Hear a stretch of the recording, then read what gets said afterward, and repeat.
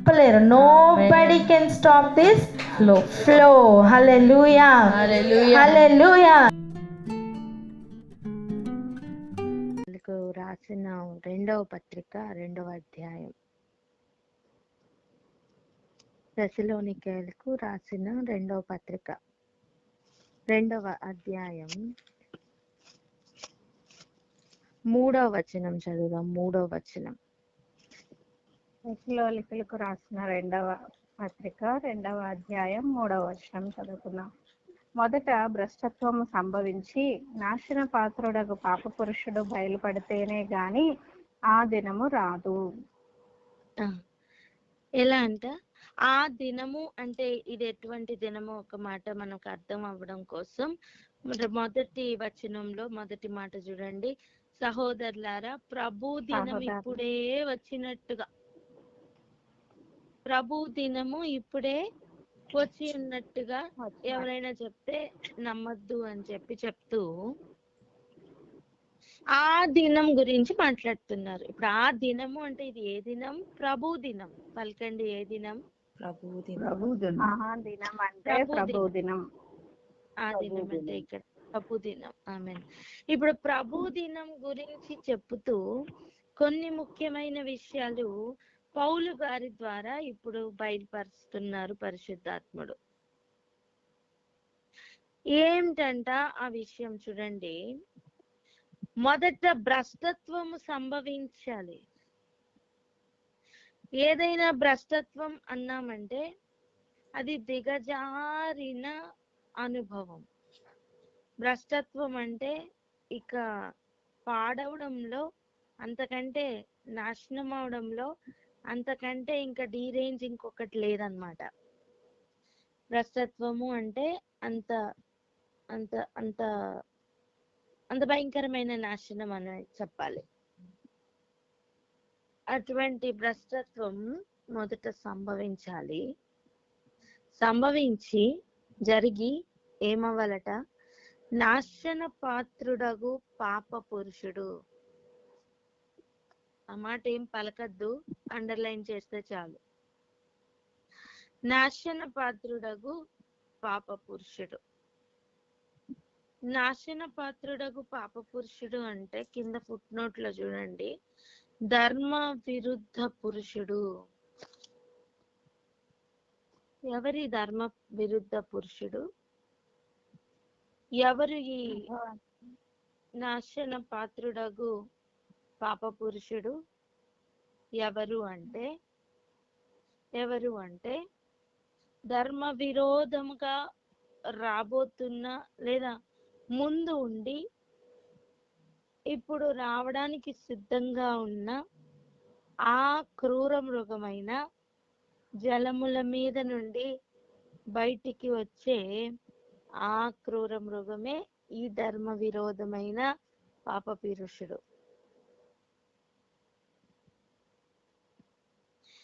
ఇంకా చూడండి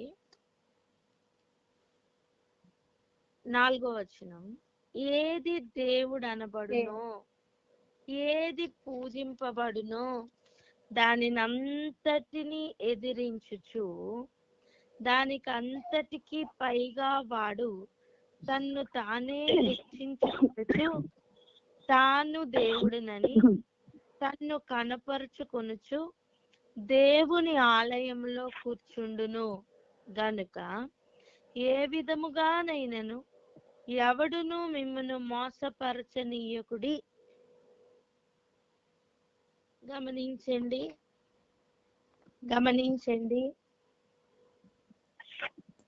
చాలా కీలకమైన ఇన్ఫర్మేషన్ ఇది మనకి. ఇప్పుడు మనం చదువుతున్న అన్ని వాక్య భాగాల్లోకి అన్నిటినీ కూడా అర్థం చేసుకోవడానికి ఇది చాలా కీలకమైన వర్స్. ఇది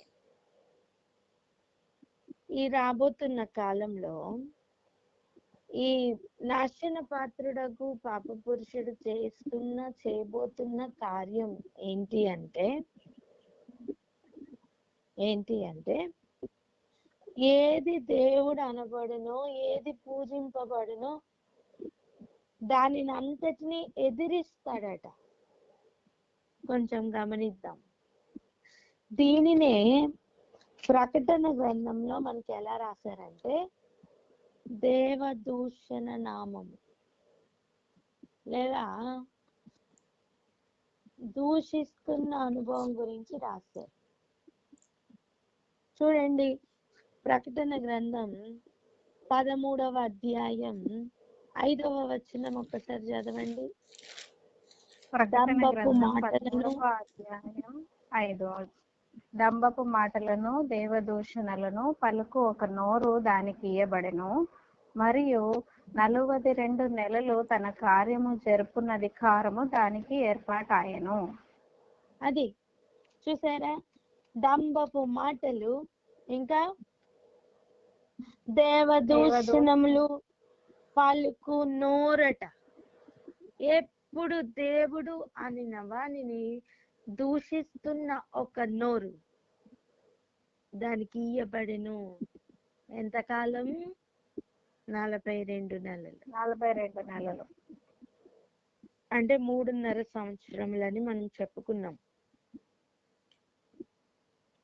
ఒక మాట చెప్పనా, ప్రతిదీ కూడా ఈ వైపుగానే కొనసాగుతుంది అని నేర్చుకున్నాం కదా.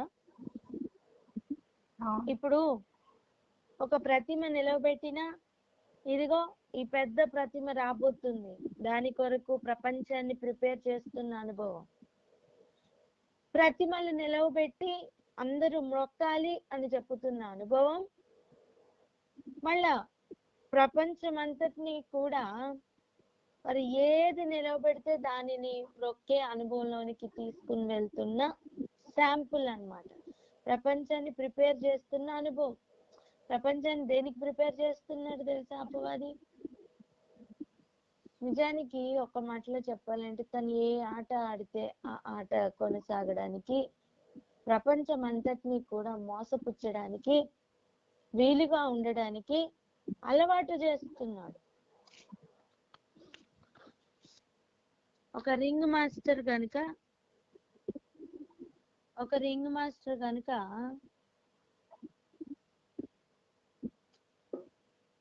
అడవిలో ఉన్న ఒక సింహాన్ని గాని ఒక పులిని గాని ట్రైన్ చేస్తుంటే కడుపు మార్చి ట్రైన్ చేస్తాడు చూసారా.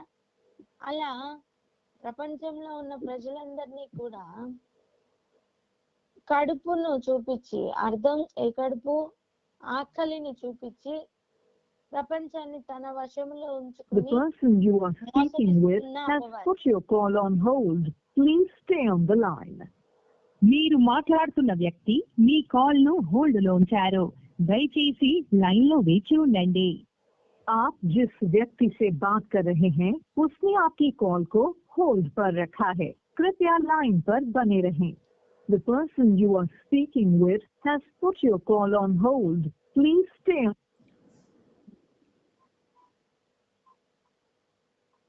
హల్లెలూయా. అందరికీ వినిపిస్తుందా? కడుపును ఒకసారి వినిపిస్తే నాకు వినిపిస్తుందని చెప్పండి. వినిపిస్తుంది. కడుపును చూపించి అది కడుపును చూపించి అంటే ఏ కడుపు అంటే ఆకలి కడుపు. ప్రపంచం మొత్తంలో చూడండి, సర్కస్ లో మనం ఇది చూడగలం. సర్కస్ లో చేస్తున్న పని ఏంటో తెలుసా? ఆ రింగ్ మాస్టర్ అని పిలువబడుతున్న వాడు చేస్తున్న పని ఒక పులిని గాని ఒక సింహాన్ని గాని ట్రైన్ చేస్తాడు. తను ఏం చెప్పాడో అది చేస్తే ఆ రోజుకి ఆహారం పెడతాడు. మాట వినలేదనుకోండి, 3 రోజులైనా 4 రోజులైనా ఆకలితో ఉంచుతాడు. ఇప్పుడు ఆ పులికి గాని ఆ సింహానికి గాని లేదా ఇతర జంతువులకి గాని ఏం అలవాటు అవుతుందంటే, వీడు చెప్పింది చేస్తే మాకు ఆకలి తీరుతుంది అని. వీడు చెప్పింది చేస్తే నెక్స్ట్ ఏమవుతుంది? నాకు ఆకలి తీరుతుంది, నాకు కావలసిన ఆహారాన్ని వీడు పెడతాడు. అలా వాడు చిన్నప్పటి నుంచి ఆ జంతువులను అలా ట్రైన్ చేసి వాడు వశంలో ఉంచుకుంటాడు అన్నమాట. దేని కొరకు అంటే, ఇప్పుడు చూడండి, చుట్టూ ప్రజలందరూ కూర్చొని ఆడియన్స్ లాగా చూస్తున్నప్పుడు ఆ సింహానికి కానీ ఆ పులికి కానీ ఆడియన్స్ కనపడరు. ఏం కనిపిస్తారు తెలుసా? వీడు చెప్పింది చేసేస్తే, వీడిప్పుడు చెప్పినట్టు వినేస్తే నెక్స్ట్ ఇవ్వబోతున్న ఆహారం కనిపిస్తుందండి. వాటి కోసమే, ఆ కడుపే దేవుడు గనుక ఆ ఆహారం కోసమే చెప్పినట్టుగా వింటాయి ఆ జంతువులు. ప్రపంచం మొత్తం మీద ఉన్న ప్రతి మనిషిని కూడా అలా అపవాది తన వశంలో ఉంచుకోవడానికి ప్రయత్నం చేస్తున్నాడు. వాడు చెప్పింది వింటే ఆకలి తీరుతుంది అన్నమాట. అలా ట్రైన్ చేస్తున్నాడు. ఆత్మవశుడై లేదా ఆత్మ చేత కొనిపోబడిన యేసయ్య అరణ్యంలో పాస్ అయిన ఫస్ట్ టెస్ట్ ఇది. ఈ రాళ్లను రొట్టెలుగా చేసుకొని తిను అంటే యేసు ప్రభు సూటిగా వాక్య ఖడ్గముతో ఇచ్చిన సమాధానం. మళ్ళీ ఆ టెస్ట్ తో రాలే ఆ దగ్గరికి. మనిషి రొట్టె వలన కాదు బ్రతికేది, దేవుని నోట నుండి వస్తున్న ప్రతి మాట వలన అని చెప్పిన సమాధానం అపవాది మళ్ళీ దగ్గరికి ఆ క్వశ్చన్ పేపర్ తో మళ్ళీ రాలా.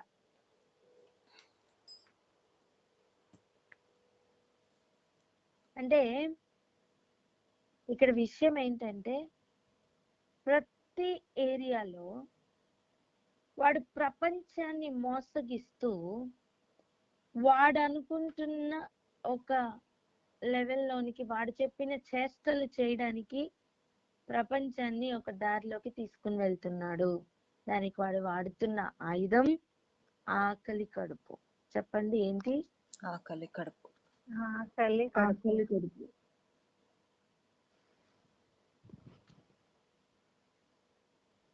ఎందుకు మనం ఇది చెప్పుకుంటున్నామో ఇంకొంచెం ముందుకు వెళ్ళినప్పుడు మనకు అర్థమవుతుంది.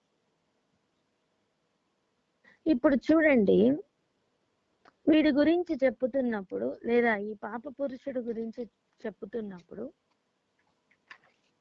ఈరోజు ఫోకస్ చేయవలసింది ఏంటంటే, దేవుడిని ఎదిరిస్తాడు.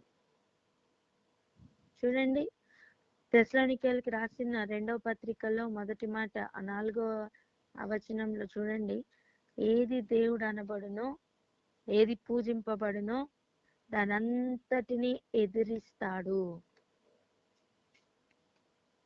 ఇప్పుడు ఆది నుండి కూడా ఎదిరిస్తున్న అనుభవమే.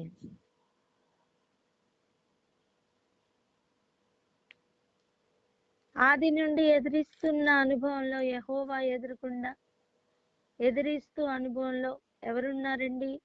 ఎవరిని చూసాం మనం?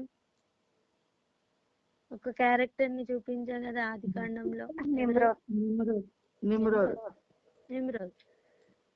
ఎదిరిస్తూ ఉన్న వేటగాడు, పరాక్రమము కలిగిన వేటగాడు అని లోకోక్తి.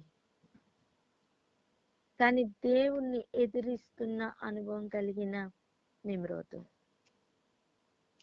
అలా దేవుడు అని నిజముగా ఎవరైతే దేవుడో, ఎవరైతే పూజింపబడవలనో వారిని ఎదిరిస్తున్నవాడు ఆది నుండి కూడా ఈ అపవాది సంబంధి, ఈ ధర్మ విరోధ సంబంధి.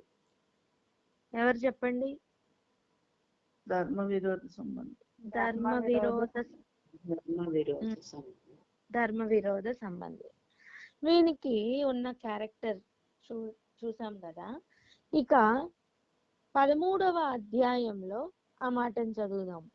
డంబపు మాటలను దేవదూషణలను పలుకు ఒక నోరు దానికి ఇయ్యబడెను. మరి ప్రకటన గ్రంథంలోనే దానికి నోరు ఇచ్చారా? కాదు. ఆ నోటికి పూర్తి అధికారం ఇవ్వబడి, అర్థం చేసుకోండి, ఆది నుండి దానికి ఈ నోరు ఉంది. ఇవంతా కూడా ఒక సిస్టమ్ అని నేర్చుకున్నాం కదా. బబులోను అనేది ఒక సిస్టమ్. అది పలానా దగ్గర ఉంది అని చూపించలేం, ఎందుకంటే అదొక సిస్టమ్, అదొక వర్కింగ్ సిస్టమ్. దానికి మొదటి నుండి ఈ బుద్ధి ఉంది. ఏ బుద్ధి? దేవుణ్ణి ఎదిరిస్తున్న బుద్ధి. ఏ బుద్ధి? దేవుణ్ణి దూషిస్తున్న బుద్ధి. దేవుణ్ణి దేవదూషణ చేస్తున్న బుద్ధి. అందుకే చూడండి, శాస్త్రులు పరిచయులు ఎప్పుడు కూడా యేసయ్యని ఎదిరిస్తూ ఉండేవాళ్ళు. ఏం చేసేవాళ్ళు చెప్పండి? ఎదిరిస్తూ ఉండేవాళ్ళు. ఎప్పుడు దేవదూషణ చేస్తూ ఉండేవాళ్ళండి. వీడికి బయల్జబూల్ పట్టింది, వీడు దెయ్యముల అధిపతి, వీడు అది ఇది అని చెప్పి యేసు ప్రభుని దూషిస్తూ ఉండేవాళ్ళు. అలా ఎప్పుడు కూడా నెగిటివ్ గా అలా ఒక పిక్చర్ లో ప్రభుని చూపించడానికి ట్రై చేస్తాడు. కానీ యాక్చువల్ నెగిటివ్ ఎవరు? వీడే. అది ఆ విషయం మనకి ఇప్పుడు అర్థం అవ్వాలి. యాక్చువల్ నెగిటివ్ పర్సన్ వాడే. కానీ దేవునికి సంబంధించిన వారిని నెగిటివ్ లో చూపిస్తూ ఉంటాడు. ఎప్పుడు వాడి పని అదే. అర్థం చేసుకుందాం. ఇప్పుడు వీడు ఎప్పుడు అదే పని చేస్తూ వీడు ప్రపంచాన్ని ఎక్కడికి తీసుకెళ్తున్నాడు అంటే, వాడికి 42 నెలలు మరి అధికారం ఇచ్చినప్పుడు మరి భూమి మీద ఇప్పుడు ఎలా పనిచేస్తున్నాడండి? ఈ డౌట్ రావాలి. ఆ డౌట్ కి సమాధానం, ఇప్పుడు వాడు ఏదైతే చేస్తున్నాడో అదంతా ఈ 42 నెలలకి ప్రిపరేషన్. ఆది నుండి వాడి బుద్ధి అదే. వాడిని అడ్డగిస్తున్నాడు దేవుడు. వానికి పూర్తి అధికారం ఇవ్వలా. ఇప్పుడు చూడండి, ఒక ఖైదీ ఉన్నాడు అనుకోండి. నాకు కనిపిస్తున్న దృశ్యమే మీతో చెప్తున్నాను, మీరు కూడా ఆలోచన చేసి చూడండి. ఒక పెద్ద ఖైదీ ఉన్నాడు అనుకుందాం. బంకెళ్ళకు పట్టుకుంటారు వాడిని. చెప్పండి, వాడిని పెద్ద సంఖ్యలతో పట్టుకున్నప్పుడు మాట వింటూ వెళ్ళిపోతాడా పోలీసుల చేతిలో? The person you are speaking with has put your call on hold. Please stay on the line. మీరు మాట్లాడుతున్న వ్యక్తి మీ కాల్ ను హోల్డ్ లో ఉంచారు. దయచేసి లైన్ లో. అవును మేడం, ఒక్క నిమిషం లైన్ లో ఉండండి. ఓకే, యాడ్ చేసుకోండి. అన్ని కాల్స్ ఓకే అయితే చెప్పండి.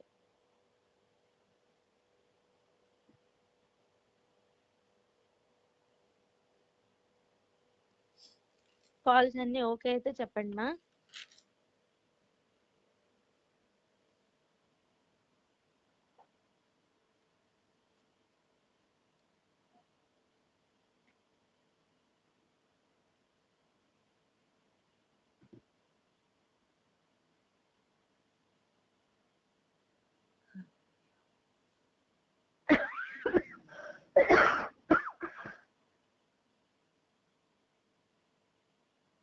కాల్స్ అన్ని యాడ్ అయ్యాయా? కంటిన్యూ చేద్దామా?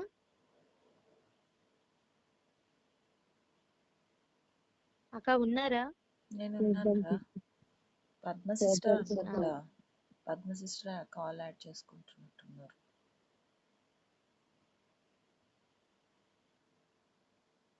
పద్మ సిస్టర్ ఉన్నారా?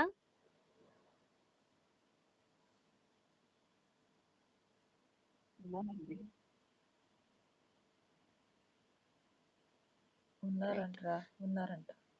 ఉన్నారా? ఓకే, ఇప్పుడు వినండి. పెద్ద సంఖ్యలతో ఒక బందిపోటు దొంగని గాని లేకపోతే ఒక పెద్ద క్రిమినల్ ని కానీ పట్టుకుని వెళ్తున్నారు అనుకోండి.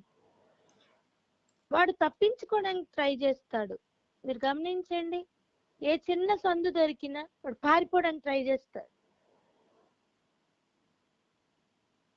దేవుడు కూడా వాడిని అలా అడ్డగిస్తూ ఉన్నారు. అయితే వాడిని విడిచిపెట్టారు అనుకోండి, స్తోత్రం, వాడిని విడిచిపెట్టినప్పుడు వాడు కొంత దూరం పరిగెడతాడు. ఆ తర్వాత వాడిని షూట్ చేసి ఏం చేస్తారు, అఫీషియల్ గా వాడిని ఎన్కౌంటర్ చేస్తారు. ప్రస్తుతం అపవాది పరిస్థితి కూడా అదే తెలుసా. సంఖ్యలన్నీ కూడా విడిచిపెట్టి ఎన్కౌంటర్ చేయడానికి ముందు 42 నెలలు వదిలితే వాడు విర్రవీగిపోతాడు అన్నమాట. ఎంతమందికి అర్థమవుతుంది? అర్థమవుతుంది. సో వాని యొక్క దుష్టత్వం, వాని యొక్క పని పూర్తి స్థాయిలో ఆ 42 నెలలు ఇక చేస్తాడు. కానీ వాని క్యారెక్టర్ ఆది నుండి అదే. అవన్నీ చేసేవాడు అలా తయారయ్యాడు. ఇప్పుడు వాడు ఆది నుండి కూడా కలిగి ఉన్న ముఖ్యమైన క్యారెక్టర్ ఏంటంటే దేవదూషణలు. మనం వీని సిస్టమ్ ఎలా గుర్తుపట్టచ్చు అంటే, వాడు దేవుని సంబంధులను దూషిస్తూనే ఉంటాడు. అందుకే చూడండి, అటువంటి వారిని గుర్తుపట్టిన బాప్తిస్మ ఇచ్చిన యోహాను పిలిచిన పిలుపు సర్ప సంతానమా. దేవుని కుమారులారా అనలా, సర్ప సంతానమా. ఏసై దగ్గరికి వచ్చేసరికి ఏసై ఏమని పిలిచారు? సర్పములారా. ఏమని పిలిచారు చెప్పండి? సర్పములారా. ఎందుకు అలా పిలిచారు తెలుసా? అదొక సిస్టమ్. దానిని గుర్తుపట్టినప్పుడు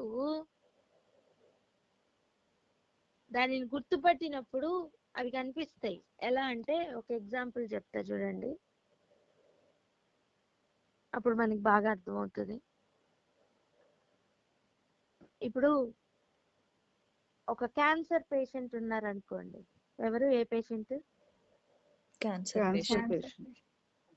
క్యాన్సర్ పేషెంట్ ఉన్నారనుకుందాం. దగ్గరికి వెళ్ళినప్పుడు నీకు యాజ్ ఏ మెడికల్ పర్సన్ నీకు వాడి క్యాన్సర్ కనిపిస్తుందా? వాడు ధరించిన బంగారం బట్టలు, వాడు ఉన్న తెల్ల తోలు, ఇవన్నీ కనిపిస్తాయా? క్యాన్సరే కనిపిస్తుంది. అవునా? అలా కొంచెం ఫాలో అవ్వండి, అర్థమవుతుంది. అలా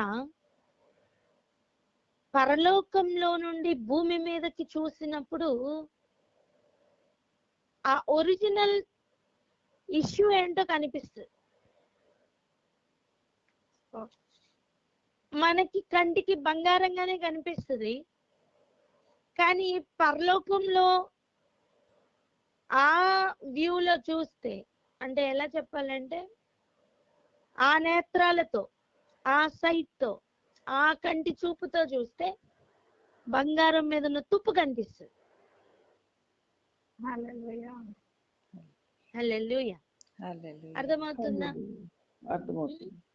ఇప్పుడు క్యాన్సర్ నీకు బయటికి కనిపిస్తుందా? కనపడదు. కానీ నువ్వు అక్కడికి వెళ్ళగానే క్యాన్సర్ అని నీకు తెలుస్తుంది. You can identify it. ఇప్పుడు నువ్వు ఎలా చూపించు అంటే, అది లోపల ఉంది, నువ్వు కంటికి చూపించలేవు. అర్థం చేసుకోండి, మన కంటితో ఆ ప్రాబ్లం, ఆ ఇష్యూని మనం చూపించలేము. బట్ అది నిజం ఉంది, అది లోపల ఉంది, అది ప్రవహిస్తూనే ఉంది, అది వర్క్ చేస్తుంది, అదొక సిస్టమ్, అది పని చేస్తుంది. కానీ నీకు అర్థమవుతుంది. అలా దైవికమైన కండ్లకి, ఆ నేత్రాలకి ఈ పాములు కనిపిస్తాయి.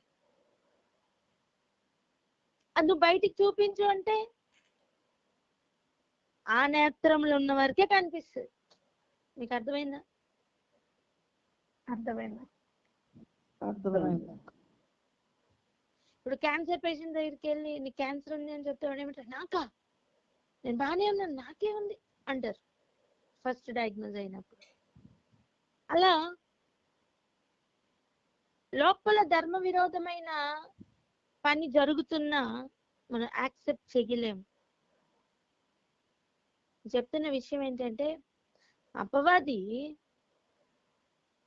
ధర్మ విరోధమైన కార్యాలు ఆల్రెడీ స్టార్ట్ చేశాడు అని చెప్తున్నా.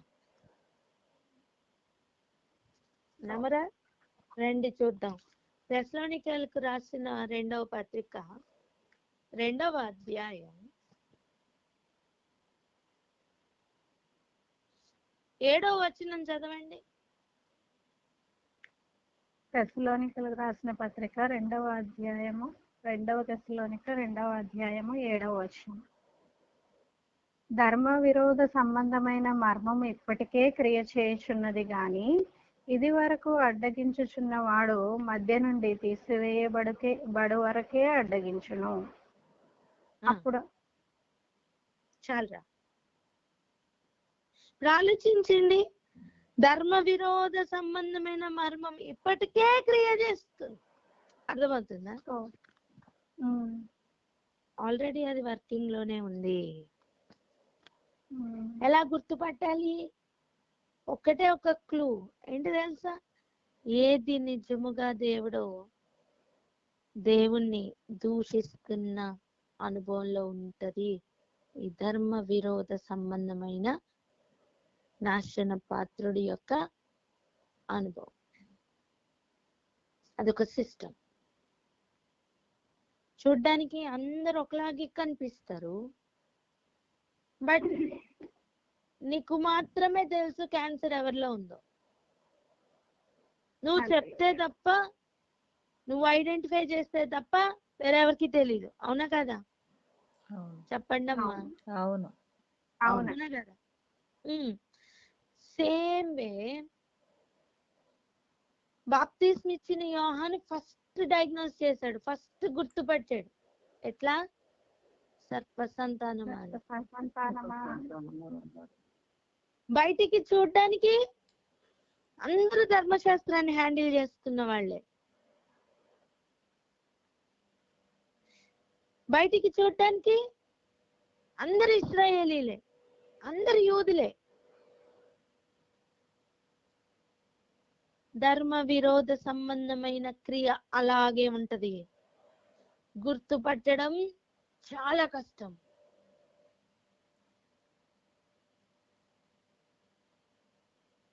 అర్థం చేసుకుందాం. దీనిని గుర్తుపట్టడం ఎలాగా అంటే, దేవుని సంబంధించిన దానిని,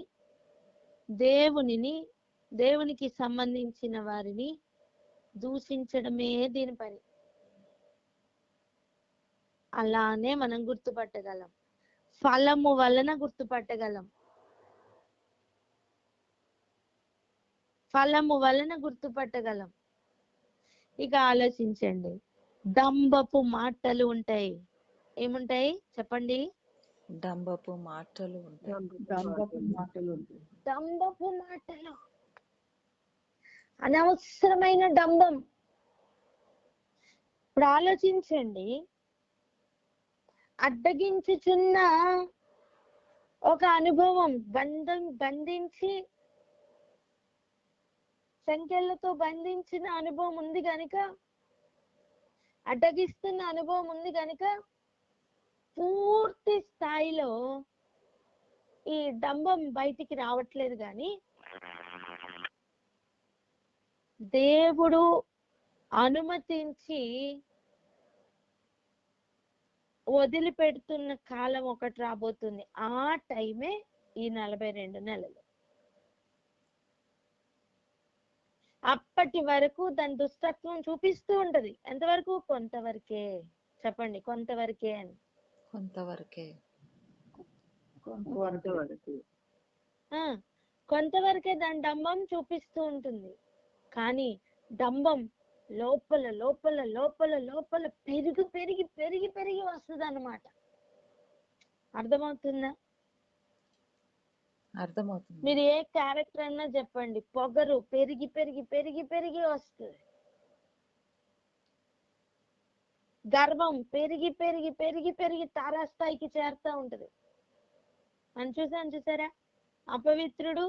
అపవిత్రుడుగానే ఉండనిమ్ము. అర్థం, అపవిత్రత పెరగనిమ్ము.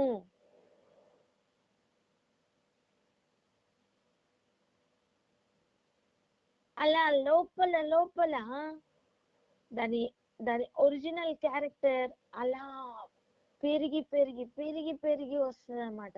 ఎప్పటి వరకు? పరిపక్వం చెందేంత వరకు. దేవుడు అటువంటి దానికి ఎన్కౌంటర్ చేయడానికి ముందు ఒక క్రిమినల్ ని ఎలాగైతే విడిచిపెడితే ఎలా ఉంటుందో అలా 42 నెలలు విడిచిపెడతారు. ఇప్పుడు ఆలోచించండి, అప్పటి వరకు దేవదూషణ చేస్తున్న అనుభవం దాగి దాగి ఆగి ఆగి అధికారం ఇస్తే ఇక వదులుతుందా? చెప్పండి, మాట్లాడండి. వదలదు. అధికారమే దొరికితే వదులుతుందా? వదలదు. ఏం చేస్తుందంటే, ఏమి చెయ్యబోతుందంటే, ఈ ధర్మ విరోధ సంబంధమైన ఈ క్రియ ఏం చెయ్యబోతుందంటే దాని దుష్టత్వాన్ని పూర్తిగా ప్రదర్శిస్తుంది. దాని డంబపు మాటల్ని పూర్తిగా ప్రదర్శిస్తుంది. ఓ మాట చెప్పన, మోసపోయేవారందరూ నోరెళ్ళ పెట్టుకుని లేదా చెవులు అప్పగించుకుని ఆ డంబపు మాటలే వింటారు. మోసపోని వారు గుర్తుపట్టేస్తారు.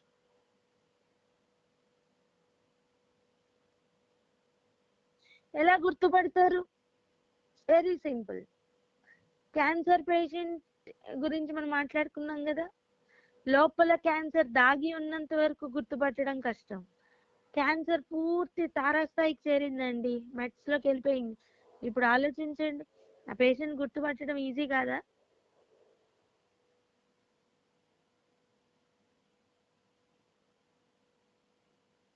ఎక్కడ పడితే అక్కడ ఆ క్యాన్సర్ పుళ్ళు పడిపోయినాయి అనుకోండి, గుర్తుపట్టలేమా? చెప్పరే, గుర్తుపట్టగలం. ఏదో తేడా ఉందని అయితే అర్థమైపోతుంది వెంటనే. అలా ఈ 42 నెలల్లో దాని పూర్తి క్రియలు చేస్తున్నప్పుడు మోసపోతున్న వారు వెంబడిస్తారు, మోసపోని వారు గుర్తుపట్టేస్తారు. హల్లెలూయా. హల్లెలూయా. అర్థం చేసుకుందాం. అది ఎటువైపు వెళ్తుందో దాని కొరకు ప్రపంచాన్ని ఇప్పటి నుంచి ప్రిపేర్ చేస్తూనే ఉంది. ఇప్పుడేంటండి, ఎప్పటి నుంచో ప్రిపేర్ చేస్తూనే ఉంది. ఈ ధర్మ విరోధ సంబంధమైన క్రియ ఆది నుండి దాని పని ఒక్కటే. ఏంటి తెలుసా? మనుషుల్ని మోసగిస్తూ ప్రభుకి విరోధముగా తయారు చేయడం. తాను ప్రభుకి విరోధి, అనేకుల్ని ప్రభుకి విరోధిగా తయారు చేయడమే దాని పని. ఇదే మిషన్ లో ఉంటది. ఎంతమందికి అర్థమవుతుంది?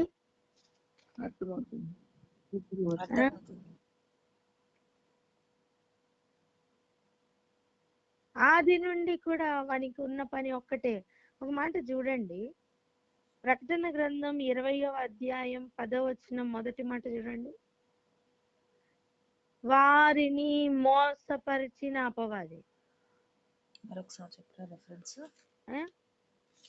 ఇలా చదవండి, ప్రకటన గ్రంథం 20వ అధ్యాయం. అమ్మ మేరీ సిస్టర్ యాడ్ చేసుకోరా, అమూల్య వాళ్ళ అక్కని. స్లాట్ లేదు నాకు. ఒక్క నిమిషం యాడ్ చేసుకో.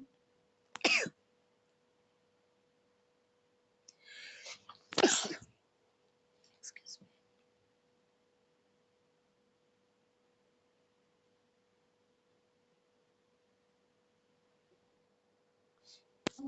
ఎవరికైనా యాడ్ మీరు అయ్యారా? మాట్లాడే వ్యక్తి మీ కాల్ని హోల్డ్లో పెట్టారు.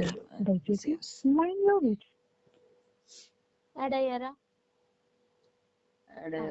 ఇక చూడండి, ప్రకటన గ్రంథం 20వ అధ్యాయం 8వ వచనం ఒకసారి చదవండి.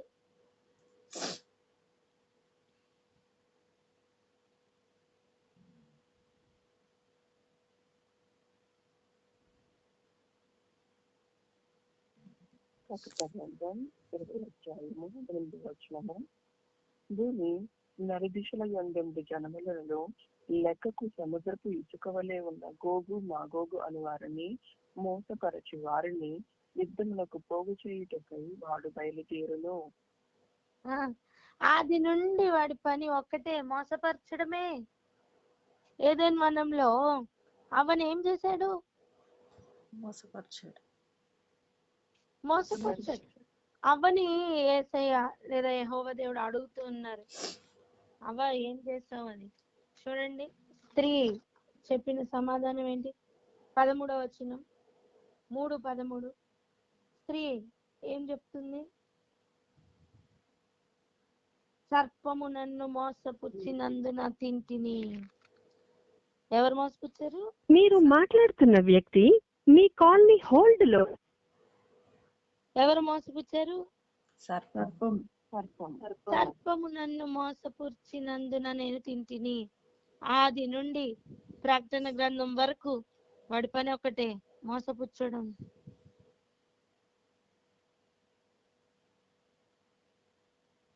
ఆది నుండి చేస్తున్న పని శాంపుల్ గా కొంచెం చేస్తుంటే పూర్తి స్థాయిలో గమనించండి, పూర్తి స్థాయిలో విర్రవీగుచున్న దిష్టత్వం, విర్రవీగుచున్న మోసపుచ్చేతనం, అన్ని క్యారెక్టర్స్ కూడా తారాస్థాయిలో చూపించే టైమే ఈ 42 నెలలు.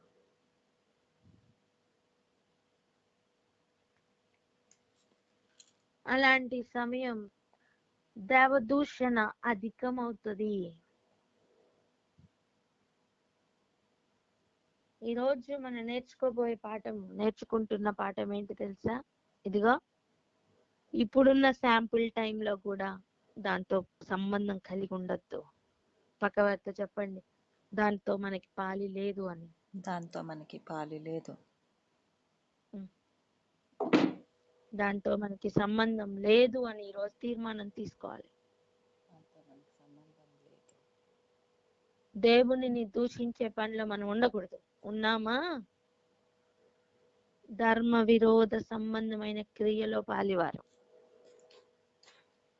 అదొక సిస్టమ్, ఎవరిలోనన్నా పనిచేస్తుంది, గుర్తుపట్టాలి.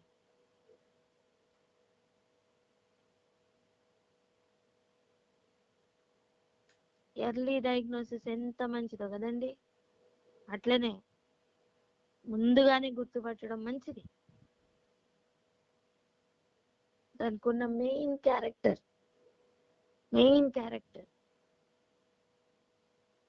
ఎలా గుర్తుపట్టచ్చు అంటే, డంబముగా మాట్లాడుతూ దేవదూషణలు చేస్తున్న అనుభవంలో ఉంటుంది. బికాస్ దానికి అట్టి నోరు ఇవ్వబడింది. పలకండి, దాని నోరు అటువంటిది అని. దాని నోరు అటువంటిది. ఇప్పుడు ఆ నోటికి అధికారం దొరుకుతుందండి. ఆ నోటికి ఏం దొరుకుతుంది? అధికారం దొరుకుతుంది. దానికి అధికారం ఏర్పాటాయను అని చెప్పిన తర్వాత ఏముందో చదవండి, 6వ వచనం, ప్రకటన 13:6.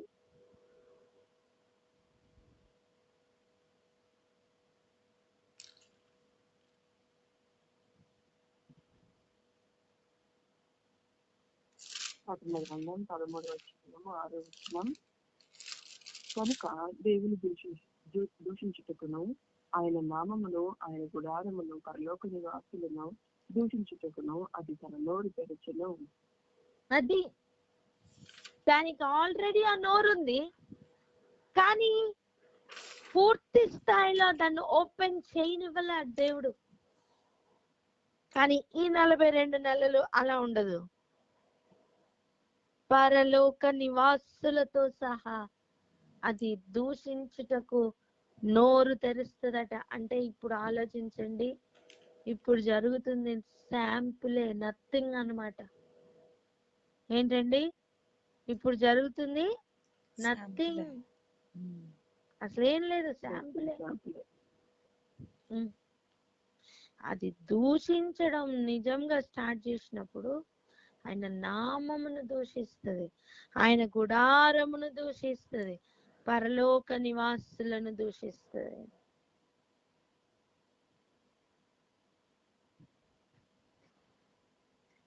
దయచేసి ఈ పాట పాడండి, పరలోకము నా దేశం అని.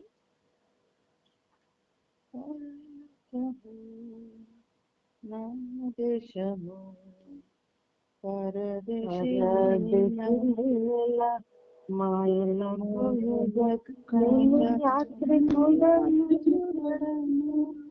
హల్లెలూయా. ఇప్పుడు చెప్పండి, నేను పరదేశిని అని. నేను పరదేశిని. నేను సియోను వాసిని అని చెప్పండి. నేను సియోను వాసిని. బబులోను నివాసి సియోను వాసిని ఎప్పుడు దూషిస్తూనే ఉంటారు. ఇప్పుడు చూడండి, పరలోక నివాసులను దూషిస్తుంది. ఇంకొక మాటలో చెప్పాలంటే, ధర్మ విరోధ సంబంధమైనది ఏదైనా దేన్నైనా దూషిస్తుంది అంటే అది దేవుని సంబంధమైందే అని అర్థం. హల్లెలూయా. క్యాచ్ చేయలేదా? హల్లెలూయా. దీని నోరు ఎవరినైనా దూషిస్తుంది అంటే దూషించబడుతున్న వారు దేవుని సంబంధులని అర్థం. హల్లెలూయా.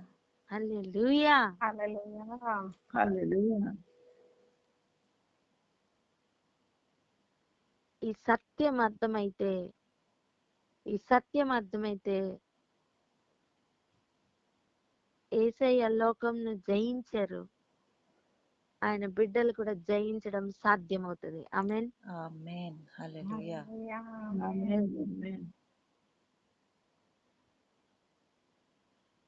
ఆమేన్. ఎందుకు ఇలా జరుగుతుంది, ఎందుకు ఇలా అంటున్నారు, ఎందుకు ఇలా జరుగుతుంది?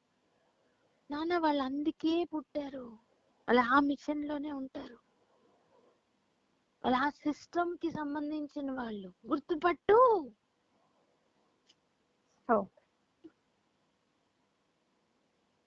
వాళ్ళ నోరు గుర్తుపట్టు.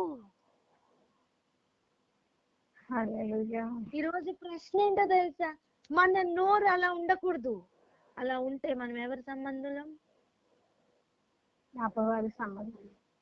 అది అపవాది సంబంధి కూడా కాదు, ధర్మ విరోధ సంబంధి అని చెప్పారు. ధర్మ విరోధ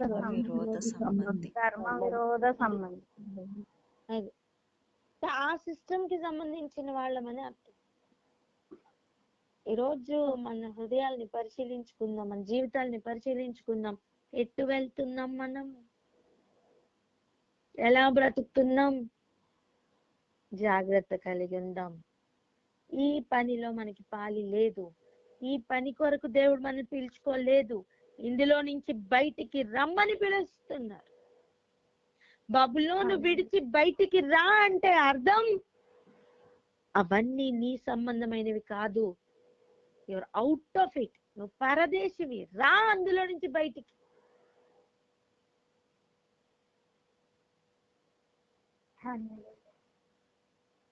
ప్రార్థన చేసుకుందాం అక్క. హల్లెలూయా. Thank you Jesus.